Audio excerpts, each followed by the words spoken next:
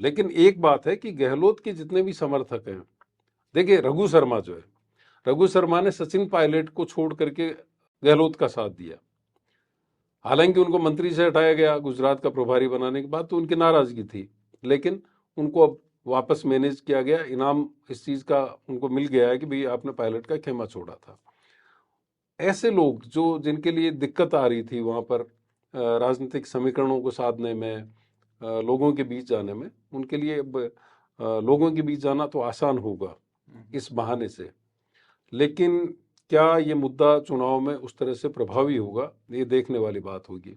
आप याद रखिए कि देश में सबसे ज्यादा डेवलपमेंट के लिए अगर कोई चर्चित दो लोग रहे, तो एक तो किसी जमाने में बंसीलाल थे हरियाणा में, चौधरी बंसीलाल, और उसके बाद में ये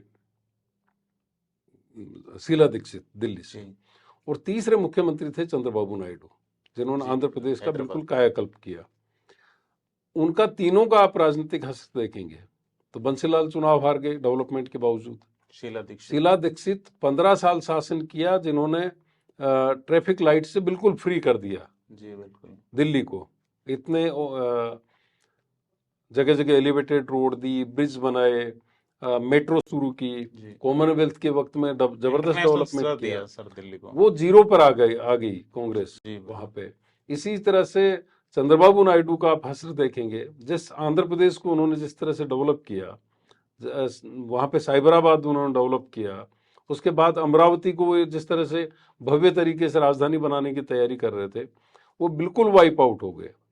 तो चुनाव के वक्त क्या मुद्दा बनता है, किन मुद्दों से चुनाव होता है, वो देखने वाला विषय होता है। फिलहाल आप ये देख सकते हैं कि कांग्रेस को इससे एक बेनिफिट मिला है, वो जनता के बीच जाकर के कुछ बोलने की स्थिति में आ गई है।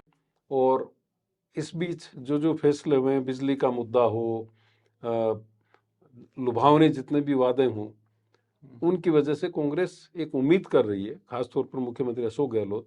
लेकिन वो कितना इम्पैक्ट डाल पाएगी ये देखने वाली बात होगी, क्योंकि राजस्थान में सत्ता के समीकरण सिर्फ डेवलपमेंट के इश्यू से तय नहीं होते।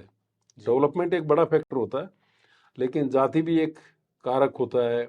उस वक्त राष्ट्रीय मुद्दे क्या है, लीडरशिप को लेकर के लोगों की क्या सोच है, क्योंकि अगर कांग्रेस ज़्यादा से ज़्यादा कैंडिडेट्स बदल सकती हो, तब तो हो सकता है चीज़ें बदल जाए, जिस तरह से मध्य प्रदेश में दिग्विजय सिंह ने बदला था।